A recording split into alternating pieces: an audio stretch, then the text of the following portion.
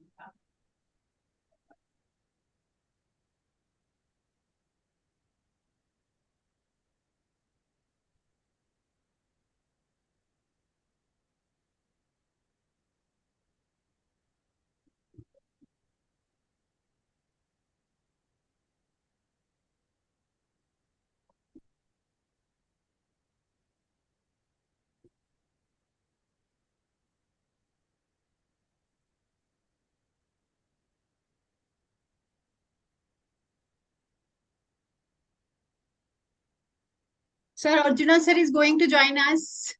Yes. And after within 2 or 3 minutes, we will make it we'll start, sir. I am ready. Thank you so much, sir. I have no problem. Sir, I had sent the invite to Dr. C.S. Rajan. Okay. Yes, sir. I'll just.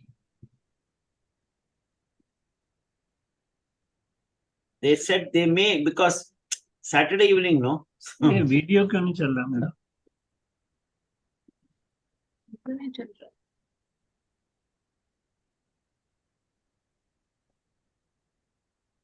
The host had stopped.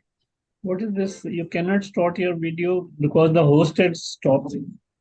अच्छा, host ने sir stop कर रखा हो ना कोई host कौन sir ये? Yeah. Host कौन?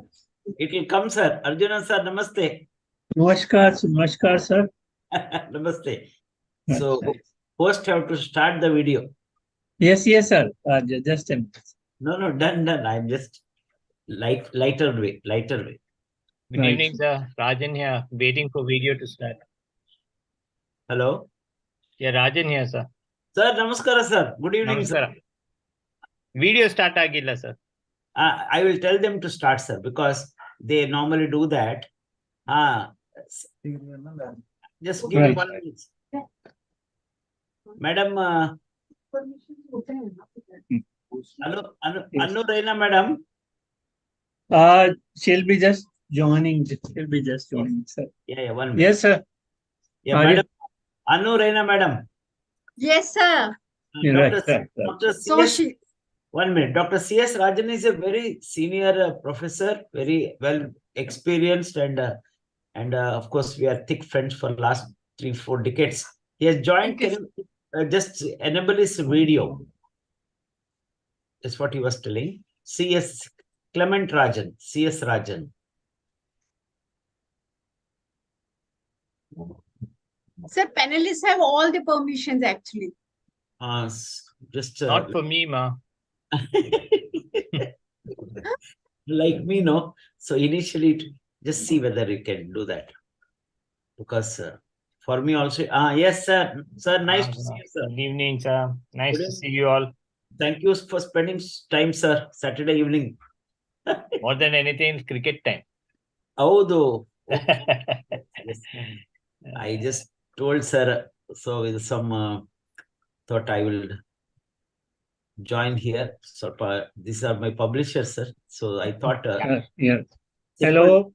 Topic Good is evening, Professor Rajan. This is Y.N. Arjuna, and Good evening, sir. I represent CBS Publishers, the official publishers of Dr. Rajgopal Shenoy's books, and I will be introducing him in a few minutes' time. Just a formal introduction, and He needs no introduction, sir. yes, he doesn't need any introduction.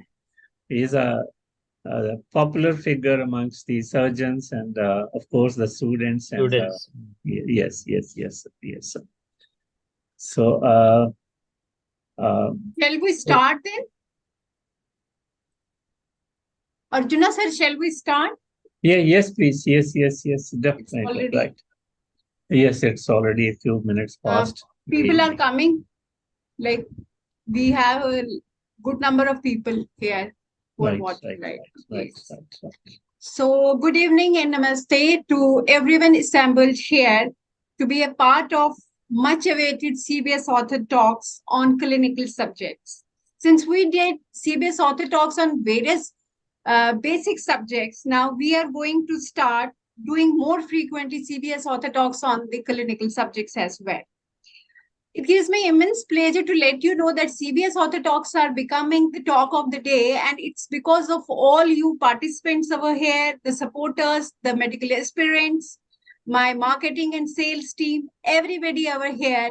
I thank you, all of you, for making it a success, CBS Author Talks a success. And we will continue doing these CBS Author Talks for the betterment of medical education in India.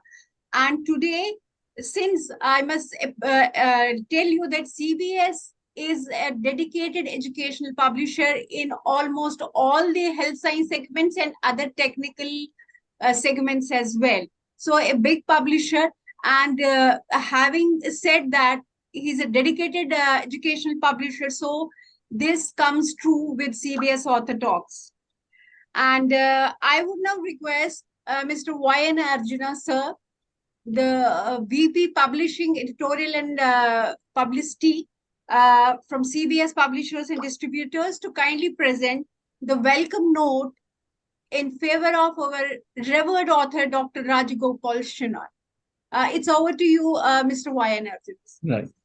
Thank you, Ms. Anu, for asking me to introduce Professor Rajgopal Shenoy. Actually, yes, he doesn't need any introduction. But since this is just a formal kind of thing, I think I have to go. I have known him for the past almost 15, 20 years. We have been dealing with him not as an author, but as a humane person with lot many, characteristics and to his, profession as a teacher. Well, for the knowledge of all the participants who are there, I'll just introduce him as we know him academically and as we reproduce his CV on the back of our books. That he's Professor Rajgopal Shenoy is currently professor at the Department of Surgery, Kasturba Medical College, which is short known as KMC Manipal, and consultant surgeon at the Associated KMC Hospital under the most popular and highly ranked Manipal Academy of Higher Education, also called MAHIR, which is deemed to be the university under the UGC classification.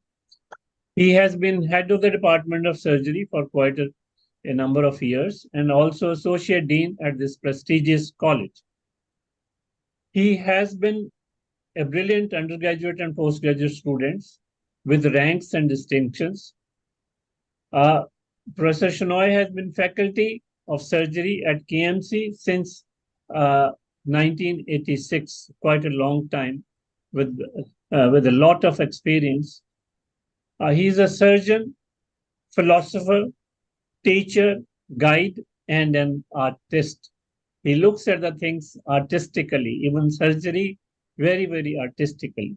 He stresses on the basics, at the same time makes efforts to teach the students evidence-based medicine. He has been an invited faculty in many of the CMEs all around India and acclaimed and a popular teacher. He has received Good Teacher Award in the institution several times. As an examiner at undergraduate and postgraduate levels, he has examined students from a large number of universities for the past 27 years. He is vibrant and innovative in his professional approach. He is a multifaceted personality, a born leader and loved by his students, colleagues, and friends. And mind you, he's never alone. He's always surrounded by his colleagues, fans, and followers, all through in his teaching sessions as well as the surgical sessions. He constantly features at all academic and cultural activities of the institution. He loves music and sings melodious songs from Hindi and Kannada films.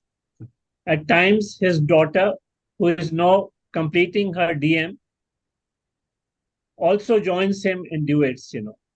His music videos are in circulation amongst thousands of his admirers. So he is actually a surgeon singer or a singer surgeon. During COVID times, for the benefit of the undergraduate and postgraduate students, he was actively involved in online teaching programs such as lectures, theory classes, and clinical discussions from many virtual platforms which were relayed in many states of India. He is a father figure to most of students who often visit his cabin, I have seen, to seek his advice or clarification notes without any inhibition. He is friendly to all. He is the author of the most popular CBS books, and his main book, which is a Bible for the student,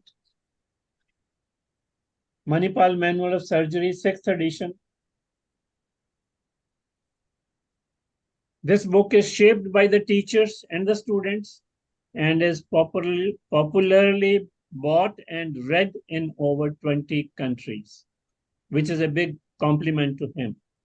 It remains the most wanted book in surgery, next only to, I'll dare say, Bailey and Love, Short Practice of Surgery. It is next to Bailey and Love, which is a popular book all over the world, as far as Indian students are concerned, and as far as the students in these 20 countries are concerned. And best of all, his comments, we reproduce the comments which we receive from the students, and we put them in the book. And these comments come from the teachers and students from all over these countries, so that the readers of this book are able to read and see. His second book, which is quite popular, Manipal Manual of Clinical Methods in Surgery. It complements and supplements the main book, Manipal Manual of Surgery. And the third, and not the least, though it's smaller in size, it's Manipal Manual of Instruments, which has now gone into 2nd edition, and all surgical instruments have been recorded and discussed in this book. It will be very long if I were to give introductory note on Professor Shenoy, because his career has been a very long one. He is a member of the Executive Committee of Surgeons of India, and he is very active there. And I think my list will go on, since he has to devote time to the webinar discussing his topic of ulcer, which is a very important topic for the both undergraduate and postgraduate students. Now I'll request him to continue with his talk, start his talk, and I'm sure he will be able to satisfy every student, every aspirant who will be going in for the MBBS final, and also MS and MD and other subjects who have to discuss or who have to know about the ulcers. Thank you so much, and over to Professor Rajgopal Shenoy. Thank you. Sir, just a second. Before you start with your talk, sir, I will request my co-colleague, Ms. Simran, to present the code of conduct for the talks. Simran? Simran? Yes, sir. Yes, ma'am. Sir, I had sent the invite to Just a minute, ma'am.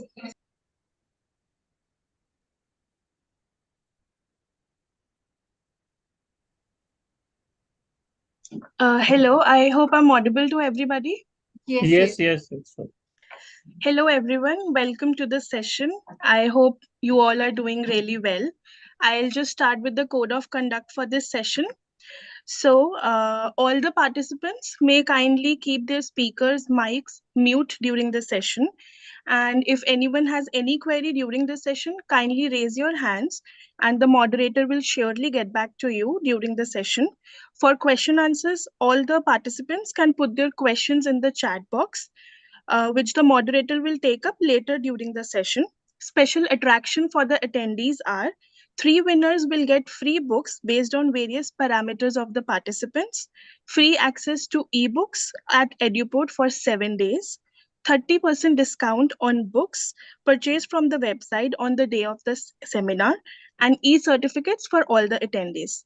I hope you all have a valuable session under our revered author. Let's just continue with the session. Over to Ms. Hanu, ma'am. Thank you. Thank you very much, Simran. I request our revered author, Dr. Rajgopal Shenoy, to kindly start with your talk on this subject, ulcer. It's over to Dr. Rajgopal Shenoy. Thank you very much, Mrs. Anu Reena, madam. At the outset, I would like to thank S.K. Jain, Sri S.K. Jain, Varun Jain, and CBS Publishers New Delhi, including Arjuna, who introduced me and my association for a long period of time. CBS Publishers New Delhi, we have been very, very instrumental in getting my books released and popular in the country and abroad. I would also like to thank my colleagues, including my very, very senior well-wisher and a friend, Dr. C.S. Rajan. Also, you have been here, sir. Thank you very much. And let us see at the end. You can also give on some comments and your expertise suggestions too. Today, I have been rather requested by you students. This class is for you people students, right? So please remember one thing you should know, that these talks will only help you in learning more in a very simplified manner, because everything is given in the books, but the experience is something, you have to put it in a right time, in a right place for you to understand. These are very basic topics, dear students. And remember one thing, don't be under the impression that I study this and I will pass. No, not really. So you need to know ulcer is a clinical topic. So it is learned better in a bedside than a book side. I hope you understand the meaning of that. You have to see as many cases as possible. You can definitely make use of tabs, mobile, laptops. But remember, clinics is learned better in the bedside. That is very important. Osler himself told this. Attempt is made here to give you some important clinical methods and clinical discussion. And you will also come to know some commonly asked questions. And these talks are only for educative purposes. I hope I made myself very clear. This talk should help you in not only passing, getting more marks, but at the same time, never be under the impression that listening to these talks, I will pass. Right. Now you see the topic which is given to me is ulcer. Very, very broad one. But I would like to tell that my concentration will go for ulcer in the leg. Remember, it's a definition-wise, a discontinuity in the skin or mucous membrane. Basically, it's a cell-by-cell death. It's a microscopic death. When there is a macroscopic death, you call it as a gangrene. When it's a microscopic death, it's a microscopic death, you call it as an ulcer. This is some very, very fundamental thing you should know, right? Now, it occurs spontaneously. It can occur due to trauma, the most common cause, or it can occur after a surgeon who does the debridement or excise the swelling, or it can occur anywhere in the body for that matter. So my concentration ulcer leg. Now look at these two pictures here. Picture A has got a diabetic fellow come with multiple, opening with the pustules there. Typically they are called a cribriform appearance. It's carbuncle basically, and when you excise this, the whole thing, you get an ulcer. So I hope it's clear now that surgeons also, when you excise a swelling and when the skin is removed, it results in ulcer. Otherwise, these are some of the causes, right? We'll be talking about these things now. Now,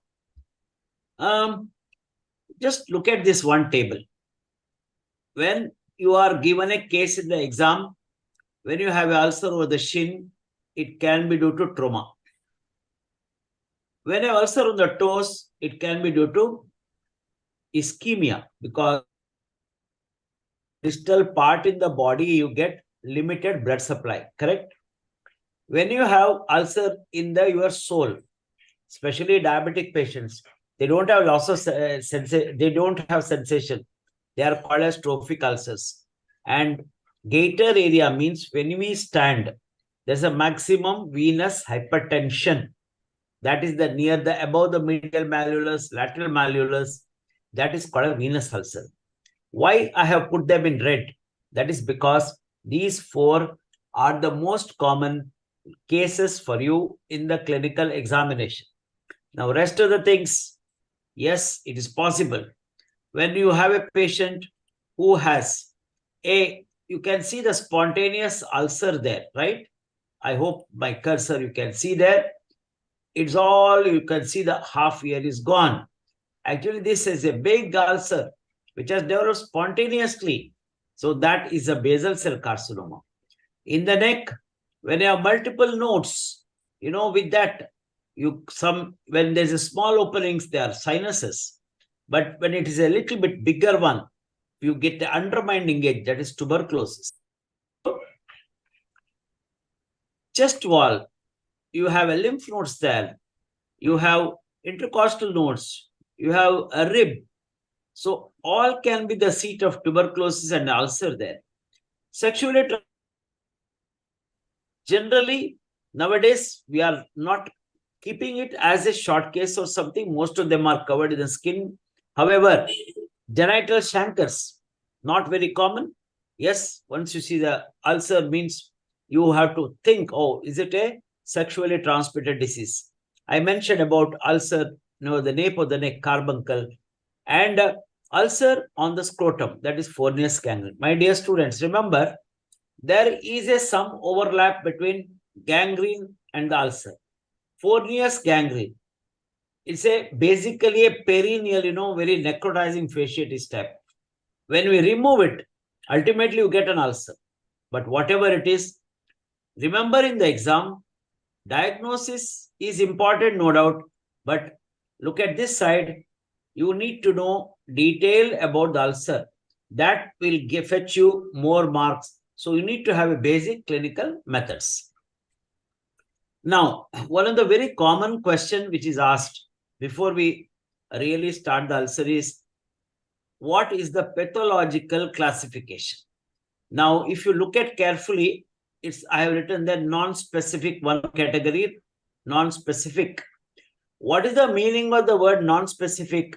It only says that most probably, we'll always use the word most probably, there is no organism.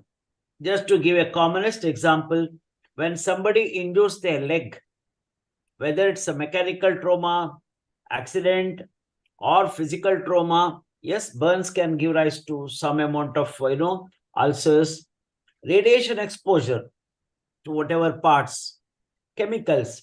So in all these things, there is no organism involved, and you call this as a traumatic ulcer, correct? Which is under non-specific traumatic ulcer. I hope it's clear, because this is the common short case. Now just remember this, whatever the classification. Now venous, I think it's very clear. You get the venous ulcers. It can also be following a post, deep vein thrombosis called a post-phlebitic ulcers. Arterial ulcers are the another common problem, because big list is there, whenever we have a major artery involved, like atherosclerosis, Burgess disease. Burgess disease is nothing but thromboangiitis obliterans. Other two I have given just for you to know it. Not all that common. Please refer them in an appropriate situation. You may get this. But just remember this heading. When you have a non-specific ulcer category, it is no organism is caused. Then why did I mention it first before I started the ulcer? Please remember, when you are given a case of an ulcer, what history I should ask with this patient. If you want to understand it better, if you know these causes. So if you know that trauma will give rise to this, so you'll ask, do you have a trauma? Now your patient has got big veins. So what is the thing you will ask? What is your occupation involving standing? What is the history you will ask for this? Sorry, arterial ulcer means you will ask about onset. What about the smoking? Other details you will ask. That is the reason I have mentioned. I'm sorry. Now you see trophic ulcer. What is this trophic ulcer? The word refers to loss of sensation, loss of nutrition to the part. And this happens in a diabetes, leprosy, or they are also called as neurogenic ulcer, also called as neuropathic ulcers. When you have no sensation to the part, whatever be the reason mentioned there, nerve injury, or somebody had a child had that, meningocele, I hope you know, a swelling in the back, it's called a meningomyelocele, somebody has operated, they will have some deficit, and they start walking, they get that typical, ulcers. So these are called trophic ulcers. India, leprosy also to be considered. You will have a deformed fingers there, toes, total anesthetic feet. Diabetes, remember, is the king, because diabetes has a combination of what I showed you earlier. It can be an arterial component because of atherosclerosis. Diabetes can also have loss of sensation, and diabetic patients are more vulnerable for infection. So that is why it's very, very important to know more about diabetic ulcers. Now, tropical ulcer means they are rare, hot, humid. We're not very commonly asked question, but don't confuse TROPIC with the TROPH. Causes of the ulcers, right? Now, after the non-specific, we have one more category called as specific ulcers.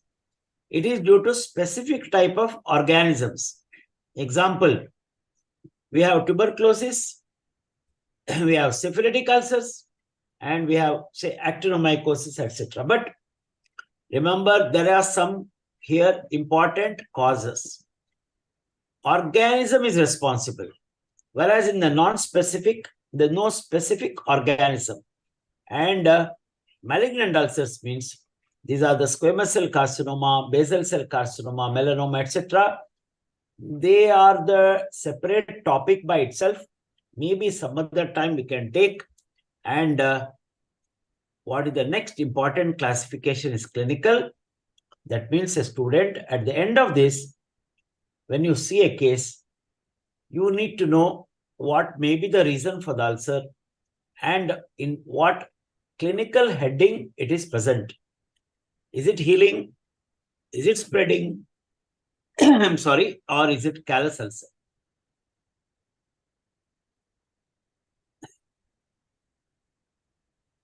Any specific question or something, any to be taken?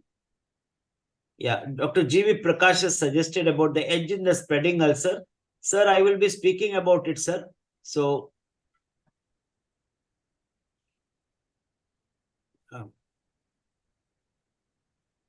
Okay, I'll just say.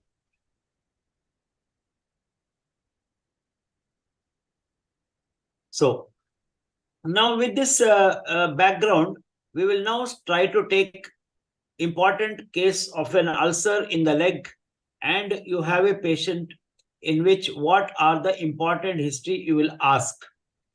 When a patient comes, you know that the thing which you are supposed to ask, what is the duration, correct? What is the duration? Duration is say 2 to 3 months. And how it started? Did you have any trauma? Did you have any pain? Do you have any diabetes? If you have a diabetes, where it started, how the ulcer has progressed, do you have any pain? So what about the discharge? Discharge means whatever, the ulcer has got some discharge, maybe foul odor, etc. So these are few things you should remember. Trauma. What events can happen in the trauma? Trauma will give rise to cellulitis. Cellulitis means part which is swollen, right? Spreading subcutaneous inflammation. And when it can slowly, if you don't control the infection, it goes for an abscess. Abscess means, later you drain it, then you get ulcer. And have you undergone a procedure? Procedure means same, incision, drainage. So that is the typical presentation which you have to ask this question. So duration, how it is progressive. Beyond 1 month, you call it as a chronic ulcer. So trauma history is important. Part swollen with a temperature means infection. And look at this patient who has a sore here. This is called as bed sore, pressure sore. Pressure sores, obviously, basically, there's no sensation. Whatever this patient was a paraplegic. So you can make out that, see how that the skin has becoming almost, to remove it, you get an ulcer. So whenever you have an ulcer, these are the standard question. And remember, the most important, any ulcer which progresses, any ulcer which does not heal, please remember, consider malignancy. Now, I will give some example. I told you some spontaneously you can get ulcers. This patient says, nothing, I had some pain there and suddenly something opened. And if you see carefully, this is over the chest, that's the midline there, sternum area. And this is the 6th or 7th space here. And this is a classical of tuberculous ulcers. Now, there is a 70-year man presenting with some swelling there. Most common swelling, which is later you come to know, a clinical examination, hard and indurated, means you suspect malignancy. And he says, no, 15 days it has become burst open. You use the word secondary changes. Ultimately, you see that now you get an ulcer. So, in other words, these are few examples of ulcers which are occurring spontaneously. So, now, as I mentioned to you, this patient says, why did you come to the hospital? See, my foot was swollen. This is a typical. Look at the toes. There's so much edema there. Do you have pain? Yes, I had pain. And what happened? Suddenly, I had some small thorn prick. Then part is swollen. This is what is typical cellulitis, which has gone for an abscess. And patient also, you can see the center, right? Some kind of a color change, ischemic. And patient is a known diabetic. So what has happened? And what did we do? Yes, that's a debridement. And what is the end result? You see development of an ulcer. Hello? Yes. So now with this background, just remember these ulcers now. 1, 2, 3, 4, 5. These are some of the common ulcers here. 4 are here. We'll also show you the 5th and 6th one. So you have a patient here who has now a leg ulcer. See here, correct? Yes. So let us start. Remember these ulcers, and because we need to describe the inspection finding. For the sake of time, I have not mentioned about past history, family history. general examination, even in a short case, all of you have to take quick relevant history and do a quick general examination to look into the pallor, because pallor means loss of low hemoglobin, ulcers will not heal. So let us keep it in mind, all that thing, and try to remember the ulcer number 1, ulcer number 2. Look at properly, everything will be explaining to you. Number 3, number 4, and look at the 5 and 6. I mentioned earlier, correct?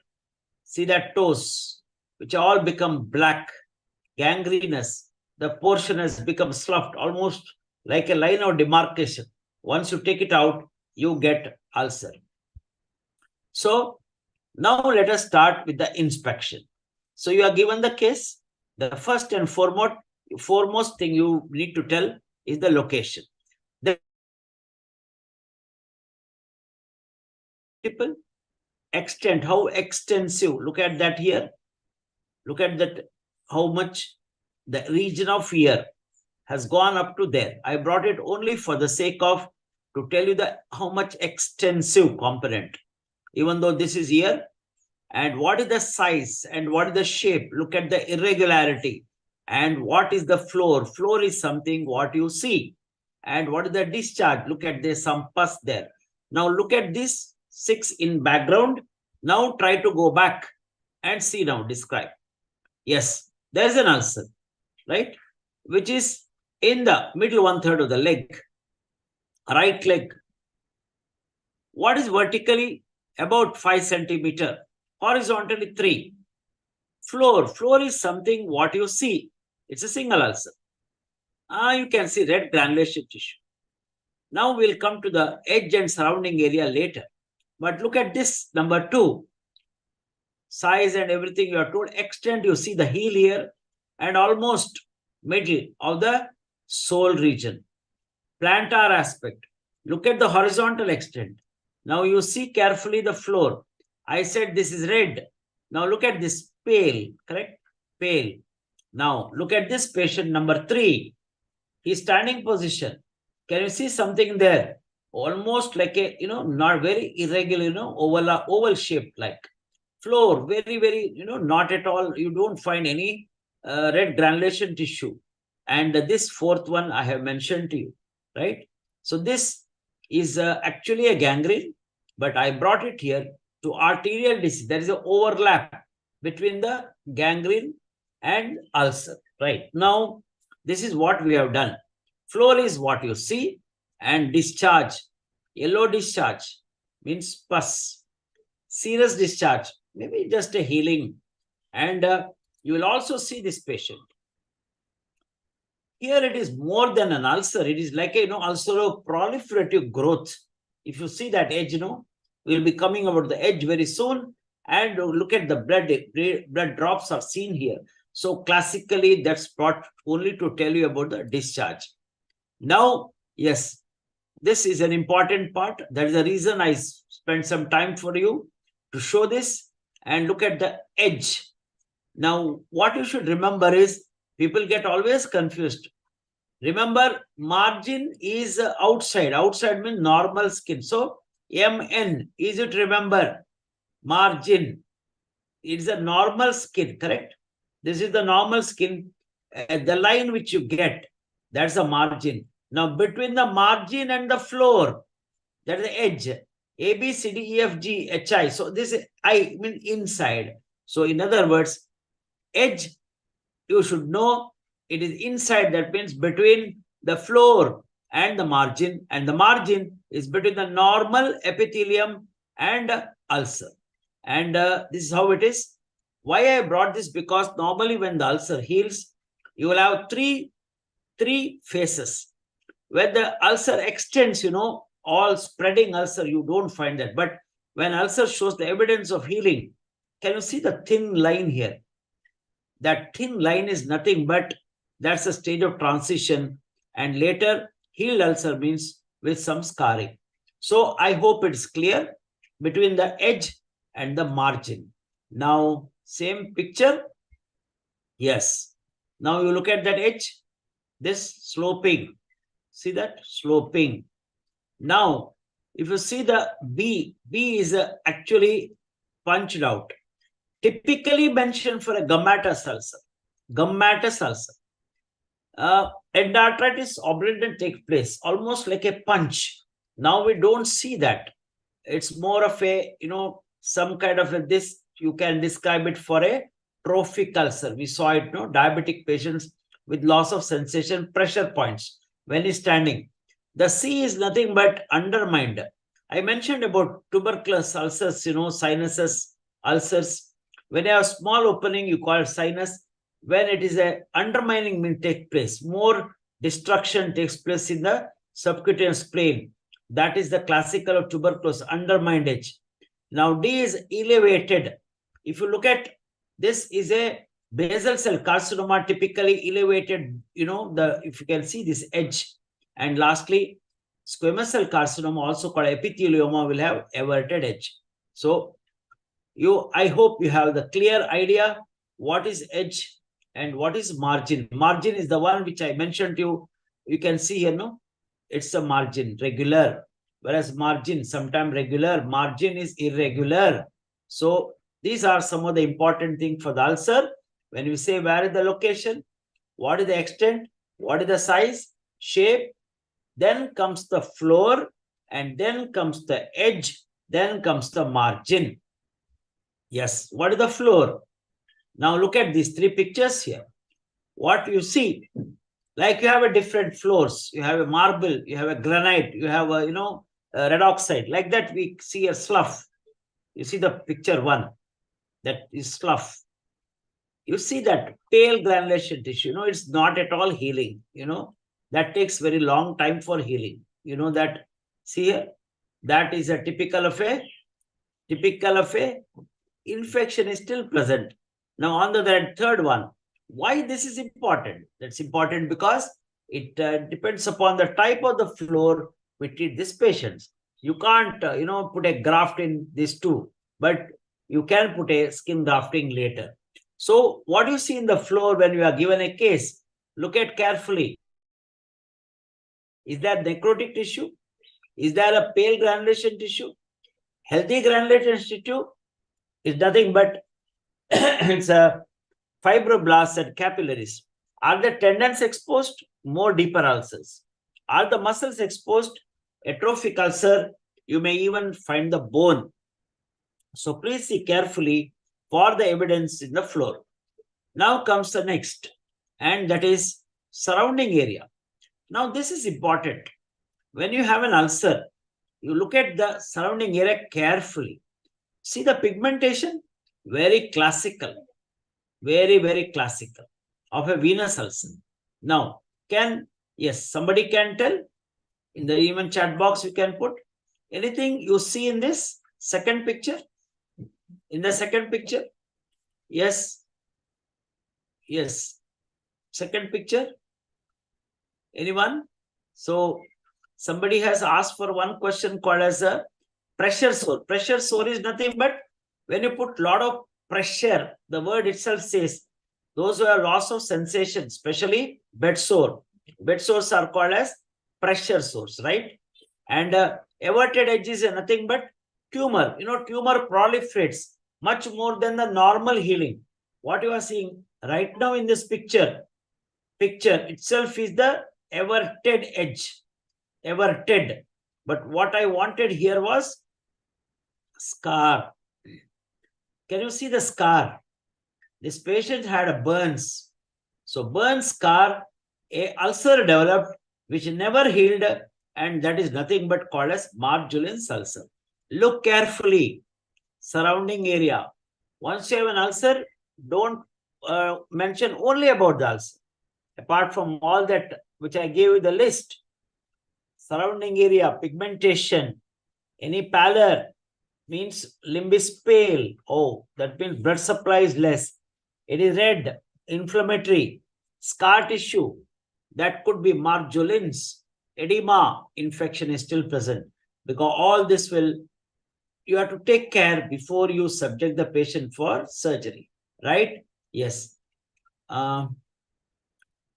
So now I'll just take up, see any question answer is there. Sir, what is the biggest cause of the leg ulcer? Obviously, the biggest cause in Indian scenario is definitely diabetes. Edges, I think I have given all the 4 details. Arterial ulcer, also called as gangrene. It's not like that. A gangrene portion is removed.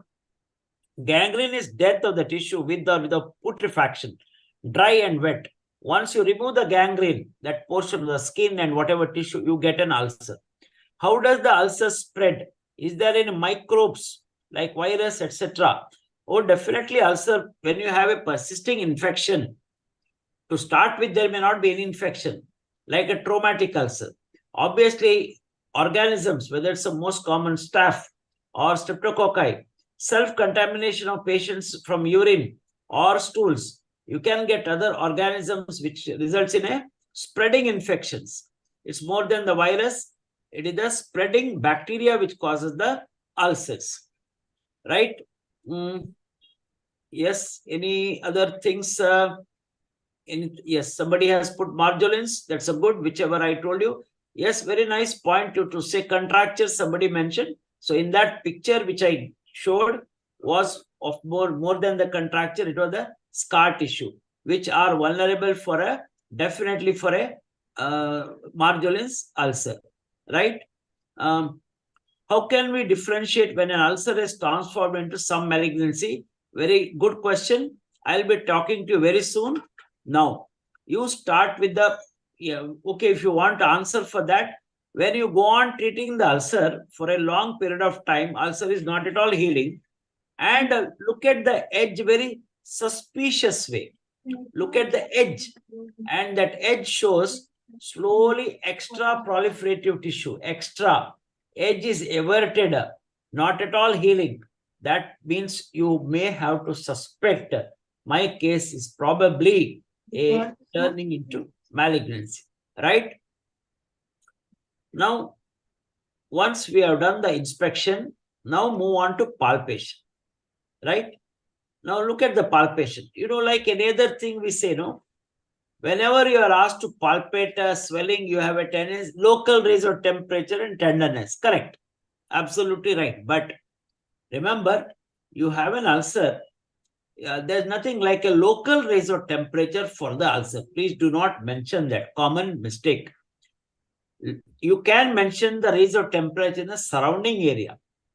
You have to, as you, and you have to have a measuring tape and measure it. It's about this size.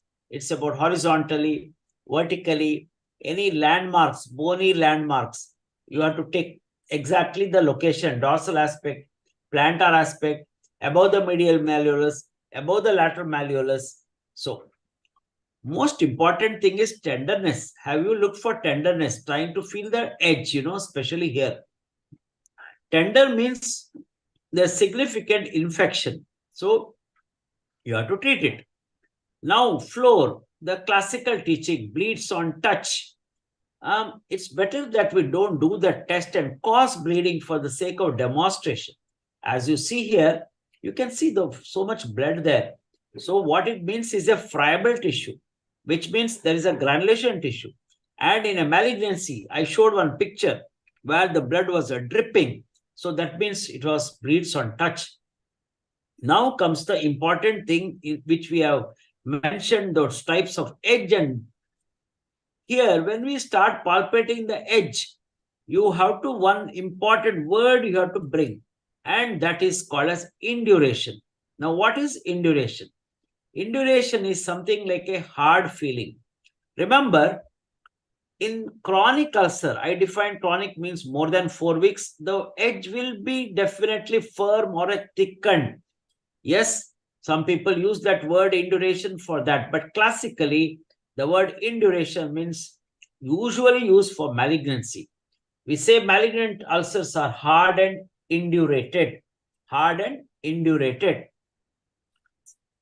It's here thickened edge. You can see here. But base is important. What is base?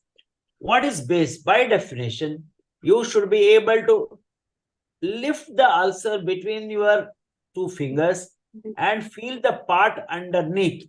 And that is the base. So it's impossible to lift this, ulcer and feel underneath. It's something like, can you see the foundation stone of the building? You can't see.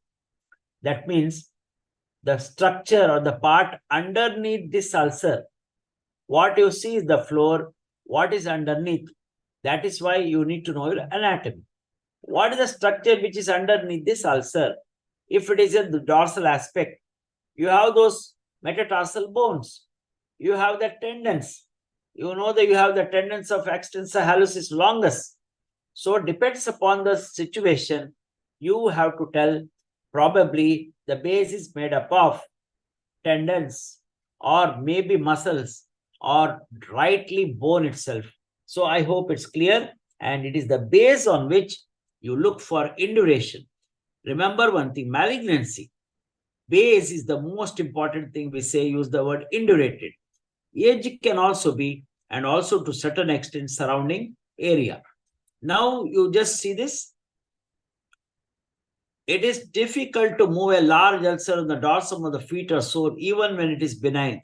So I have to move the ulcer, then try to feel underneath, lift the ulcer. So it is not possible. It's not at all. Just because this ulcer is fixed here, that doesn't mean it's malignant.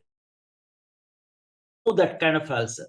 It's possible, maybe a thin ulcer you have over the say dorsum of the hand due to trauma, you may be able to move the ulcer.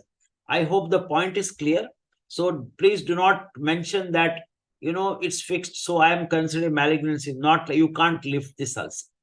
Now I will show you this. Just watch this. One look itself will tell you what is missing here. A big diabetic ulcer patient, and you see that how the parts have been removed, and you see the result now. Look at that on inspection. All the floor you see now, slough. You see the edge there, edematous, edge is not sloping, blood is seen here and there, and trying to feel for tenderness there. And in the second picture, a complete examination should include, you can't move that ulcer, feeling for dorsalis pedis artery, lateral to the tendon of extensor hallucis longus, and that is the antitibial artery, and behind it the posterior tibial artery. Please remember, this case, today's discussion is not about arterial disease, but when you are describing the ulcer, it's very important at the end of the inspection and palpation, you do consider, you should palpate and mention at least I palpated dorsalis pedis artery, I palpated posterior tibial artery. I hope that is clear, right? Now I'll just look here. Yes, I have answered few of the question. In order to prevent it from further complications, we'll come to the ulcer, dressings, etc. Mass formation, I don't know what is ulcer. We don't use the word mass formation. Yes, everted edge, tissue growth tumor. This basically the cancerous tissue or a tumor tissue. Epithelioma is otherwise also called as squamous cell carcinoma. How to see, differentiate the floor and base in a squamous cell carcinoma and basal cell carcinoma? Remember, basal cell carcinoma typically occurs over the face. I think I showed you that picture, correct? A lady. So what will be the floor there? Again, it was, pale, some kind of a slough. And what about the base? Base is the structure deeper to it. Suppose if it is over the over the maxillary region or nasolabial fold, you just have to tell underlying facial muscles there, or maybe the bone directly. As for the ear is concerned, it was gone, that half, even it was fixed to the mastoid. That is the underlying, that is the base. And squamous cell carcinoma, the structure which is underneath. There's one question, diabetic ulcer is painful or painless? Yes, very good question. When did I tell painless? When a patient has neuropathy, that means loss of sensation. Such patients have the ulcers typically in the plantar aspect. But there are diabetic patients who may not have neuropathy. Neuropathy is more common, but they have more of a ischemic component. That means microangiopathy of the digital vessels or macroangiopathy involving aorta. That is the time they will have pain, right? So how to differ between diabetic foot and the ulcer? Yes, diabetic foot patients may not have ulcer. That is, you have to early diagnosis can be done later by you need to do the tests, which I'll be talking to you. Causes of spreading ulcer, obviously, first and foremost is persistent infection. Persistent infection. Second is, we'll come to one more, foreign body, very, very important. Third is malignancy. And any cause, if you don't treat a venous ulcer, varicose veins, it will never heal. It starts spreading, right? And when I said about infection, there's a big, the group called infective gangrenes. Those of you who are interested, read about it. Infective gangrene, carbuncle, melanie. Melanie is an abdominal wall gangrene and it ultimately results in a large ulcer.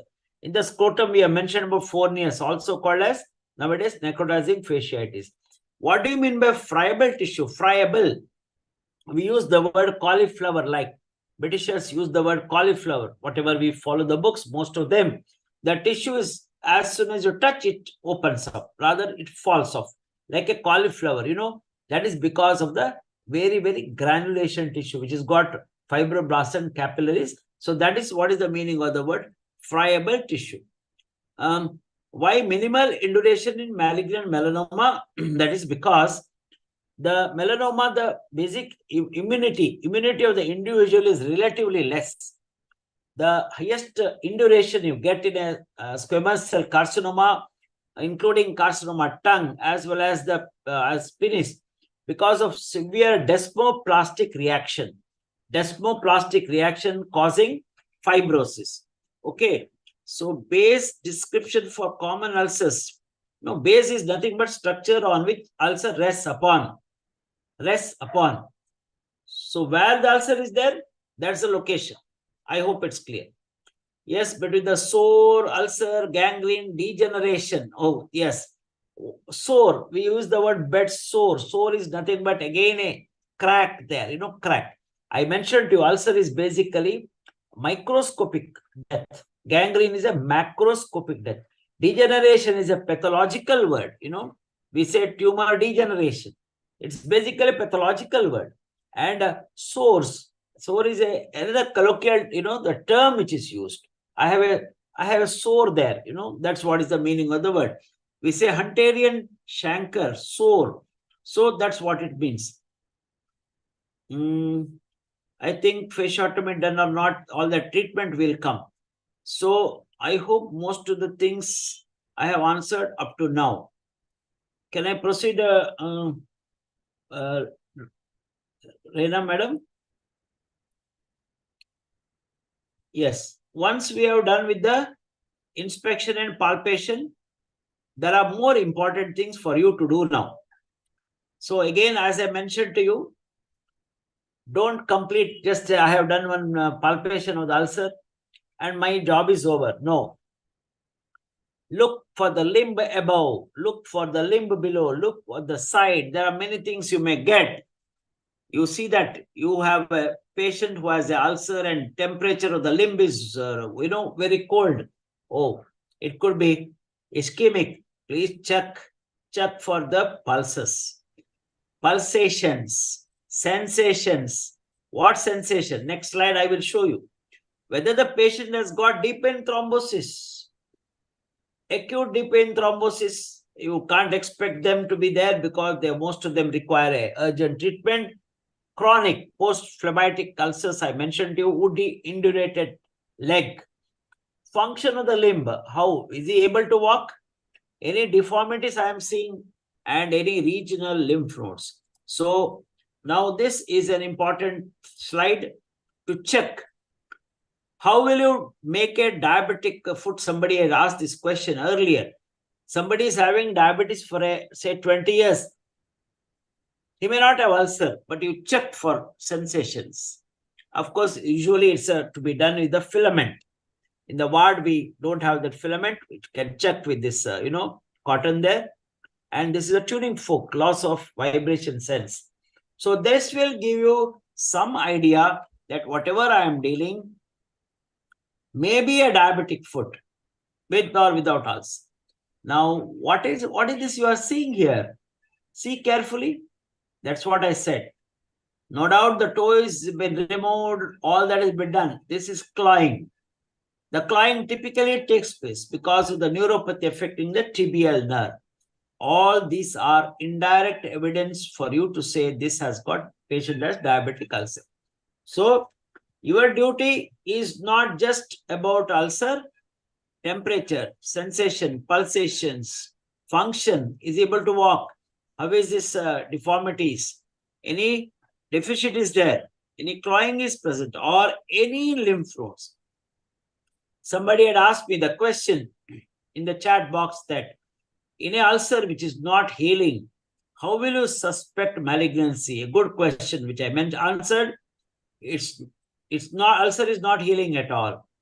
Whatever you do, you see some extra tissue. Edges are, not at all happy. Edges getting more everted, and you start palpating the regional lymph nodes, and you find they are hard or they are also big. Lymph node can be due to infection. When you have a focus like a tenderness, you give antibiotics, it may go, but in a malignancy, they won't heal. I hope it's clear. That should be your answer. Yes. Now we'll come to the final diagnosis. When you are giving a diagnosis for any ulcer, you are giving a diagnosis now. You need to know what is my clinical diagnosis, what is my pathological diagnosis, and any major disease patient has got to add. Yes, any students who are actively participating, if so, can raise your hand, probably can tell me what is this due to and why do you say so? I have written the diagnosis for you as a trophic ulcer, sole of the foot due to diabetes, the complete answer, and written as callus ulcer. Remember the classification? So anyone, why do you say it's a callus ulcer? And why do you say it's a trophic ulcer? Yes? Madam? Can I go ahead or? Sir, there are questions in the chat box, but I don't know whether it is related to this. No, that most of the questions I have answered. So, yes. Can you describe the base with an example? Somebody has told, somebody has asked. I will just tell you quickly the base. Now look at this ulcer, whoever asked this question. We can't see the base. Please remember, structure on which it rests upon, and you should know your anatomy. You can see here, that's a calcaneus. Anup has raised the hand. Anup, I don't know whether he wants to ask a question. Anup. Yes, I'm not sure whether. Yes, you can put in the chat box, Anup, or question answer side. I hope I have answered to the question for the base with that example, right? So, GV Prakash sir asked movement, mobility. No, sir, definitely not in the foot, because we say the malignancies are fixed and sometimes ulcers on the thin skin, whichever area, like a dorsal area, but otherwise you need not mention. Punched out a neuropathic ulcer, gummatous ulcer, definitely yes, but nowadays we move for a neuropathic ulcer is nothing but diabetic ulcer like that. Okay, I will give now callus ulcer. What is callus ulcer? If you recollect those three pictures, sole is very clear here. Patient has no sensation at all and he has a diabetes. So what is the clinical classification? Clinical is this. And what is the non-specific ulcer? Specific ulcer, malignant ulcer, first classification, right? And clinical classification. Now you look here, this important table. This will solve most of your exam tension. What is callus ulcer? I mentioned about this. What is healing ulcer and what is spreading ulcer? This is how every clinician decides about his case. So when you are asked a clinical classification, look at your ulcer. See the pale granulation tissue. And look in the middle here, healing, red. And here, absolutely, look at that feet. How bad is the feet? No granulation. What about the edge? Punched out. And what about here? Sloping. And what about here? Purulent. Sorry, absolutely, this edge, there's no hardly any proper edge there. Purulent discharge is present. I think one line is missing there. No problem. So, you see the serous discharge. Minimum serous discharge. Lot of purulent discharge. Slough. Slough is absent here. What is slough? All these dead subcutaneous, tissues, fat, maybe tendon, muscles, they all undergo. That's what you mean by slough. No slough. Here, slough is present, and here too much slough. What about surrounding area? Look at this spreading ulcer. So much inflamed here, and so much edematous. Can you see this? So, foul odor, where? Spreading ulcer. I can't give you that. You have to.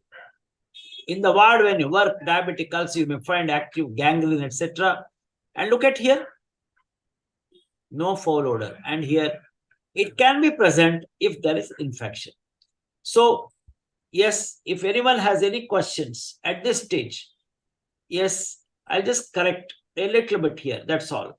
So, in the first one, punched out edge. Second one is the sloping. And here, edge is you can't, neither it is punched out, nor it is sloping. Correct? So, you can call it as edge is obviously not sloping. You can't call it as a punched out here, right? Right? If you look at that ulcer there. But small area in the periphery, you can see slight evidence of healing because of the treatment. So this is an important thing you should know. I'll get back that again for you, this table. So this is the clinical classification, right?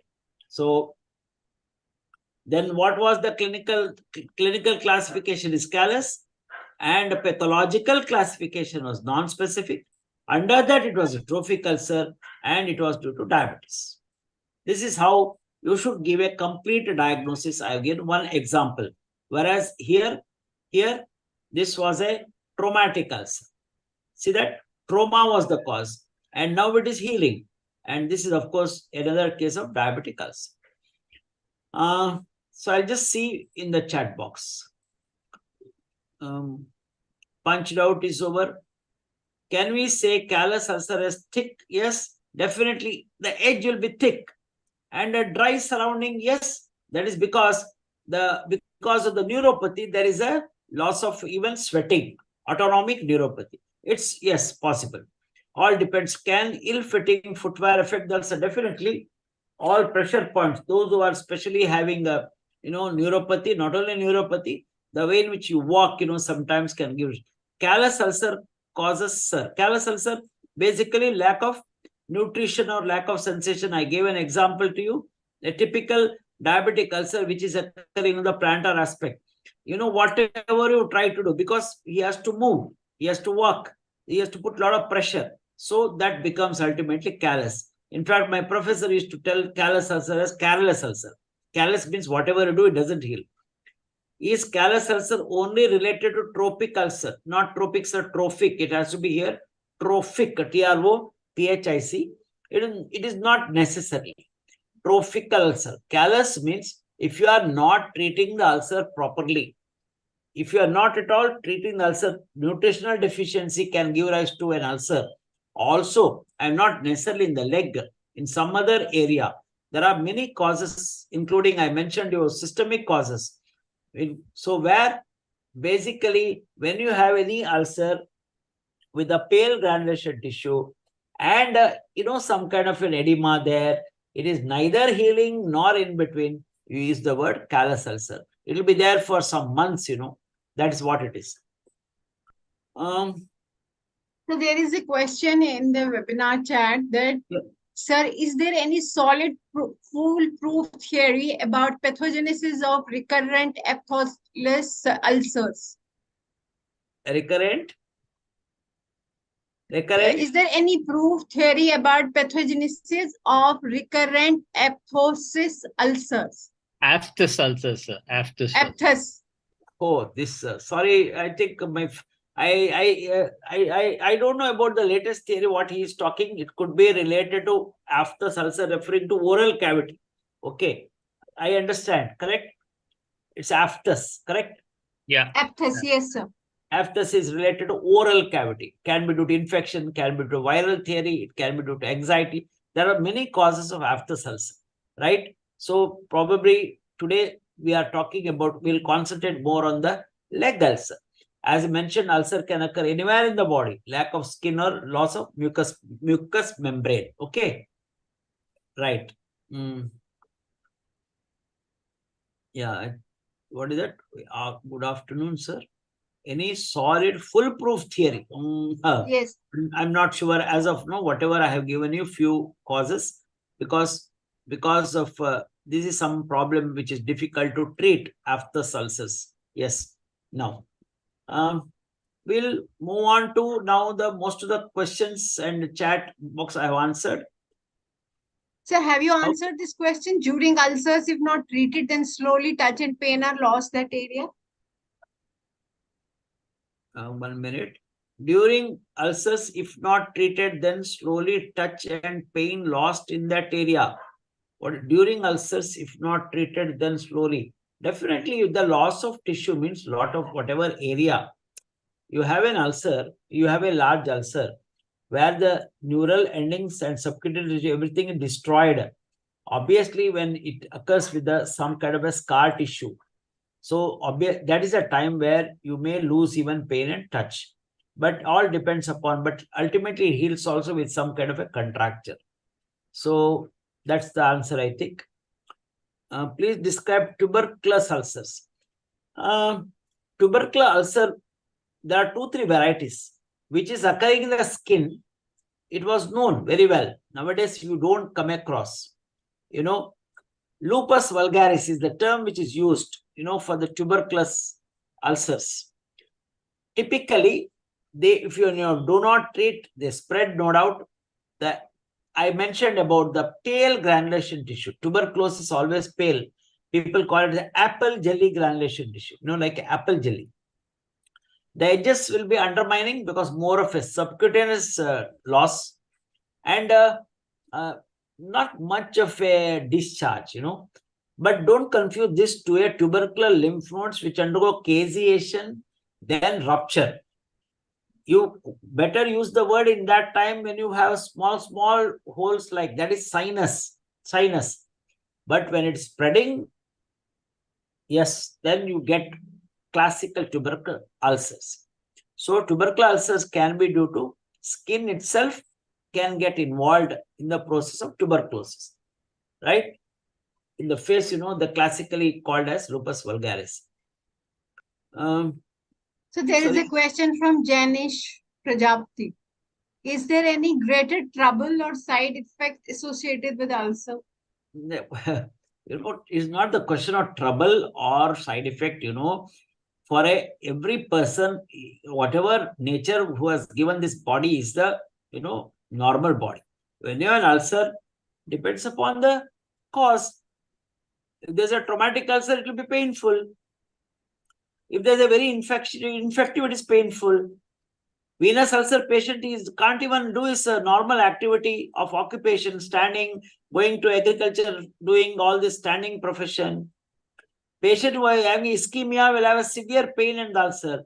And last but not the least, if you don't treat properly, especially more of infection, even a maggot start coming there, crawling, etc. So every ulcer, there is a breach. Breach means there is a loss of skin.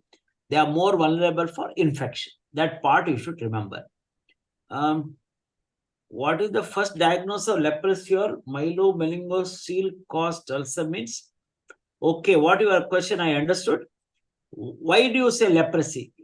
For that, you need to know what leprosy causes. So the feet as well as the hand, clawing, and total anesthesia to the feet. Slowly auto amputation. Then you may also find face, lepromatous changes in the face. Nowadays, you may not encounter much of these patients. So please, these are some of the stigmata of leprosy. Anesthetic patch, of course, in tuberculosis leprosy. Myelomeningocele, when I say child is born with the swelling in the back there and somebody has operated with the myelomeningocele. Only meningocele, neurological deficit is not there. Some of the myelin fibers. So there will be residual deficit as the child, as obviously start walking. There can be, depends upon the type of fibers involved. So loss of sensation to the feet and other will start, right? If diabetes is in control using hypoglycemic drugs, no, still it is not. You may have a well-controlled diabetes. I'll come to that treatment little later. So it is not the question of control or no control, but remember, more the time diabetes is there, there's more neuropathy, more atherosclerosis. So these are the factors and causes ulcer. So taking care, precaution is the ultimate for a diabetic ulcer patients. How ulcer causes osteomyelitis? It is like this. Two things are possible. An ulcer over the great toe, great toe, or ulcer over the calcaneal region. I already mentioned to you, loss of sensation. Slowly, it becomes deeper and deeper. And obviously, bone gets affected. This picture, what you can see here. So that is called as osteomyelitis. So ulcer can cause osteomyelitis, or maybe a patient who has got disease like actinomycosis, or patient has a trauma, and again a diabetic patient vulnerable for trauma. All this may result in the bony resorption and give rise to osteomyelitis. So osteomyelitis can be caused. Yes.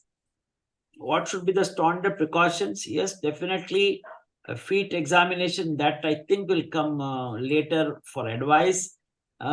Yes, since you have asked this question, control of diabetes, control of infection, early treatment, and taking a proper footwear, including microcellular rubber chappals. There are many other chappals. Stress ulcers really due to stress. What is this stress ulcer in the leg? You're talking about stress ulcer. I'm not sure about that. Pressure ulcer, I know. Good evening, sir. Describe tuberculosis ulcer. I think I have done that. Yes. Anup Kumar has raised the hand. I don't know what question he had asked. Chat box or sometimes. Okay. So there is a question that, sir, before a venous ulcer develops, why skin becomes thin, dry, and itchy? Yes. I hope that is the answer, which is the question. Dry skin. Yeah. Before the venous ulcer develops, why skin becomes thin, dry, itchy? These are signs of eczema, dermatitis, because of local anoxia, because the deoxygenated blood, venous pooling, gaiter area, classical venous hypertension, slow manifestation. Go through the classification of the SEEP classification for the venous ulcer, right? Yes. Anything else? Sir, one question from Anup Kumar. Sir, yes. When can we say there is no other option left other than amputation? How serious the ulcer should be? Okay, I will complete it here only because we have time, no problem. See, remember, Anup, the indications for amputation. Dangerous limb.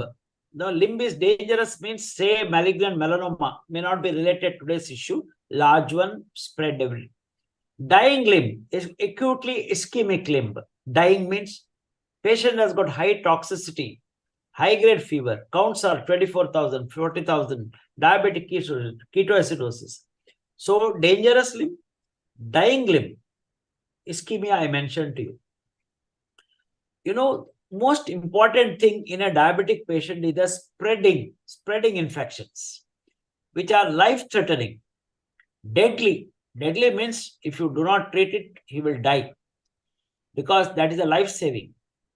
Then comes the very one more important, again it's a deadly, dying, dangerous, that is the gas gangrene. So, and deformed limb. Deformed means some limb is useless. Earlier used to get poliomyelitis cases. I'm not trying to say that you do that, not like that.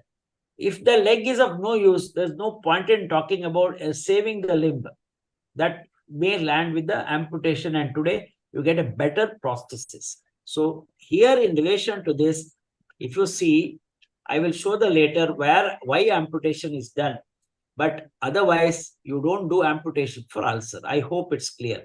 Malignancy develops, yes. Marjolin ulcer, fixed to that. Somebody asked that Marjolin ulcer is an ulcer which develops in a scar tissue. Originally, Marjolin described it for a burns. Later, venous scars, burn scar, osteomyelitis scar. In India, even a snake bite scars after 20-25 years, they also have developed into malignancy. That's a typical Marjolins. And there are some differences between Marjolins and squamous cell carcinoma. Please read about it. Right? When you have that one picture which I showed about a Marjolin ulcer, since somebody asked a question of amputation or something, I have to tell you that such patients will go for amputation. You know which patient is that? I will show you that. Yes, not here. Can you? Where is that leg? This one. I had shown one Marjolin ulcer. I didn't get it here. Sorry, just I'll go back quickly and show you that area where the lot of scar was there, correct? And that was the Marjolin ulcer. This is squamous cell carcinoma. Because I think it's coming here. Yeah, look at that. Scar tissue. Because the scarring, it's a painless. Because the scar, lymphatics are obliterated. Spread occurs relatively less as far as the normal skin is concerned. But it's very deeply neglected case. Infiltrated, you can see all these bones here, tendons, everything. This is dangerous. Melanoma will not come like that much big. That's a different one. So dangerous limb requires amputation. I hope I have answered that question. Yes, sir. I think with this, we have closed all the questions. You have answered most of the questions, I must say, So from now both the chat box and this thing. Can we continue? Sir, how many slides are left anyways? We have slides are there. 10, at least 10 minutes you will give me. 10 minutes. Okay, sir. Because just this is a common question which is asked to students. What diagnosis you are given, what tests you do, you require the blood test. If the total counts are high, you think of infection, treat it with antibiotics. Definitely glyco-HP and blood sugars for control of diabetes. X-ray done for osteomyelitis. That means whatever you do, it will not heal. This may land with some kind of a disarticulation or amputation. Plus, most important, every one of you should start with the basics of culture sensitivity, and I treat accordingly. General fitness is very important, in all these patients, because atherosclerosis is a systemic disease. So please look after the cardiac, and MRI don't mention in the exam unless it's a spreading ulcer or diabetic ulcer, very bad leg, where requires extensive treatment. Now come to the treatment. When you have infection, when it's inflammatory or ischemia, irritating, like an example here, this agriculturist had this non-healing ulcer for 2-3 months. This, especially here, chronic. The reason was simple. He had not proper investigated by whoever it is. He developed an abscess, somebody drained it 2 times, 3 times. Then ultimately, this is the wooden piece. So foreign body removal. This is a big blister. Once you take out, you get an ulcer. Most of them will heal on their own without a skin grafting. Now comes this is the fundamental thing all of you should remember. classical 8Ds. Control of diabetes, if there is a diabetes. Control of the disease. Vascular problem, Burgess disease or atherosclerotic. Stop smoking. That should be the entity. Drugs, pharmacological drugs, depends upon culture sensitivity. Or you may have to use statins here. Stabilize the plaques. Now there are some agents which are de-sloughing. I mentioned this because earlier usol and hydrogen peroxide which was used. Nowadays they are not used. You can remove this debris. They are all basically papain and urea contents. They are keratolytic agents. They help in healing of the wound faster. Just give saline wash. So if they ask you, what will you do for the local dressing? Don't use hydrogen peroxide. Don't mention usol. Say, I will use the saline washes and maybe some debris I remove either by agents or by manual itself. That means both you can do. Debridement is a term which is used, means you may have to remove all the dead tissue. That is very important. Only after that, try for the granulation tissue to come up. There we use the word, epidermal growth factors. Today, there are many agents which are available, which in the form of local ointment, use the ointment, they will heal. Disarticulation, that means you may lose a toe or finger, or what I meant to say is depends upon the site of infection. And lastly, dermal cover. When I say dermal cover means skin grafting. Before we conclude, you just see this one picture here. Look at that. Repeated dressings and repeated debridement removal, debridement, all this tissue, still it has to go. This whole thing should become like a red carpet where there are no infection. You send a pus culture. Pus culture should say, okay, there is no Streptococcus hemolyticus. That is the time you take a decision for a skin grafting. Now, what is debridement? Just look at that. See, you pick up the dead tissue here, slough, and use the forceps and a knife and remove all this till the area becomes red.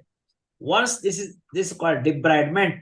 After that, you put, there are many agents, so we can't give a big list of what is called as a dressings. Many are there.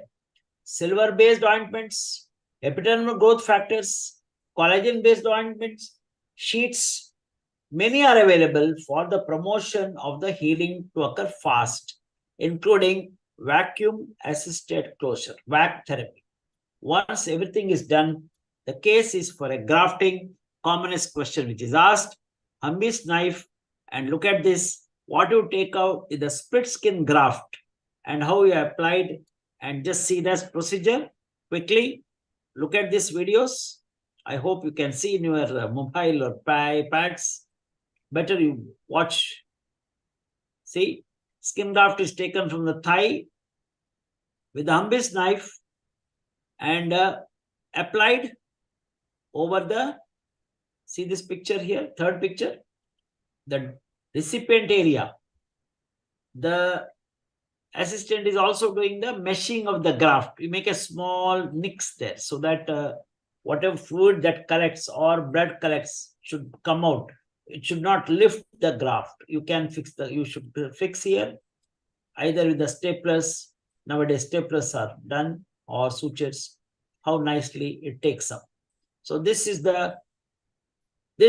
all about the ulcer leg. In fact, I had an interesting case capsule. I will not go into the detail, but I just want to tell the person who asked that question, look at this ulcer. Somebody asked that question. This patient was treated for 2 months like this, thinking that it will heal. And somebody even put a skin grafting. But look at that. This is not healing granulation tissue. It's all a cancerous tissue there coming out. And we did the biopsy, and the biopsy came as invasive squamous cell carcinoma. and this patient undergoes amputation. So somebody asked that question, correct? So that's what is this case. Yes, case would have been a full case report. And I appreciate, thank you very much for watching and listening and hearing. I hope I have conveyed an important message to you for the case of ulcer. Yes, you need to know all about the ulcer, and more details you can always refer the books. Thanks a lot. And please give your feedback. That's very important. So that yes, sir, we are going to share the feedback form with all the participants. Yes. And let they share with us the insights of the entire program. Madam, before we go, just I will ask one just few comments from Dr. C.S. Rajan, madam. Sir. Yes, sir. Sure. Sir. Yeah, my video has been stopped, but you can hear me. Sorry. I found it very interesting, very lucid, and very simple. If people had only followed it systematically from its presentation, features to descriptions, and finally to diagnosis, one will have a nearly complete idea of the ulcers related to the feet and the lower limbs. Yes, sir. I would like to stress that also similar pattern of work needs to be done for ulcers related to oral cavity, Yes, which sir. are a big list of them, and ulcers related to the penis in the male, because there are a list of ulcers that can occur there. Lastly, I would like to say that the importance of ulcer is based on how much common sense you use in examining it. Yes. Obviously, the tenderness is an issue of an ulcer, but not temperature. Distinguishing between floor and base is very relative. Base is on what ulcer sits, floor is what you see. Margin and error, margin, as sir has nicely mentioned, the N in margin tells you it is a junction to the normal. That is margin. Whereas the edge is on the edge is on the inner side. And it is the inner side that shows changes like punched out, everted, and rolled over. That give you perhaps the pathology of that ulcer. Sir, I compliment you. It was a nice class and I enjoyed it. I learned a lot. Thank you for having me here. Thank you, sir. Your video is Dr. G.V. Prakash. Sorry, you are there, sir? Sir. Yes, sir. He's also there, sir. Sir, can just say one or two comments or your experience, senior professor. Sir. Okay.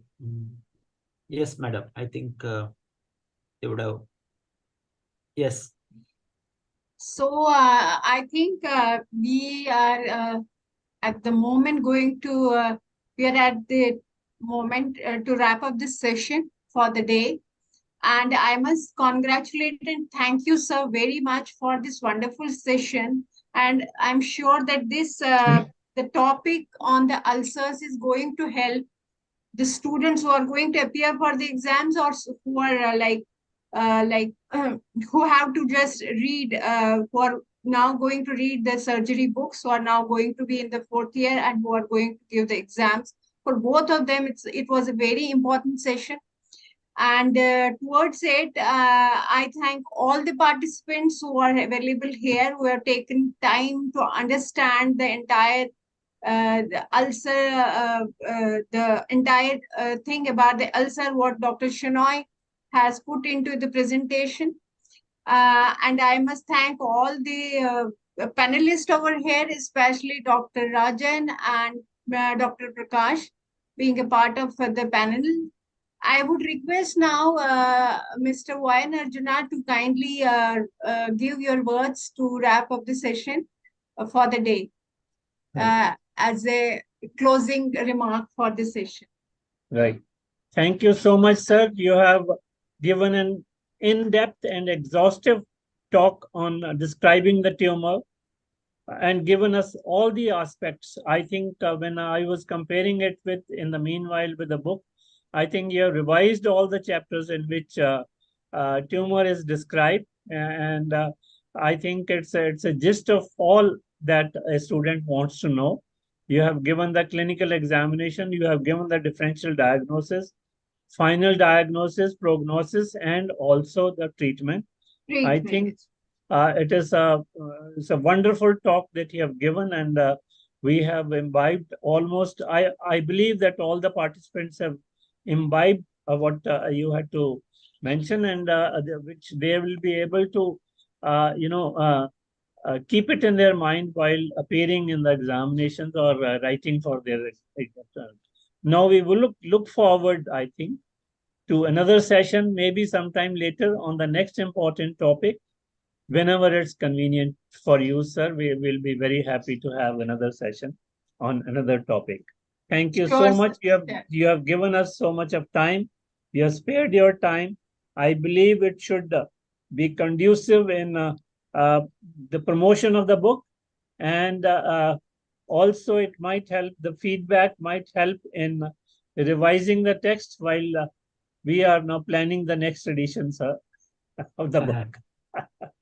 Thank you so much. Thank you so much, sir. It's my pleasure. And we look forward to your visit to Delhi, visit to our office next month, sir. Thank you so much. Thank you very much. Thank you, all of you. And thank you, my sales and marketing team across India who have helped me and supported me in promoting this session. And sir, I have got a very good comments that awesome and highly informative session. Very informative session. Thank you, CBS Publishers, for organizing such a webinar. And we are definitely looking forward for the next good number of, I must say, the sessions from you, sir. That will be definitely based on the feedback which we will get from the students who have participated today. And thank you once again. Thank you, Arjuna, sir. Thank you, Dr. Shenoy. Thank you, my co-mates, co-host, Ms. Simran, Daljit, entire sales and marketing team across India. And very, very thankful to my management who has given me, who has shown faith in me to conduct such sessions for improving and strengthening the medical education by CBS Publishers and Distributors. Thank you once again. Thank you. Have a good day. Thank you very much, sir. Yes. Again. Thank you. Thank you, madam. Thank you. So we are leaving for the day. Thank you very much. Thank you.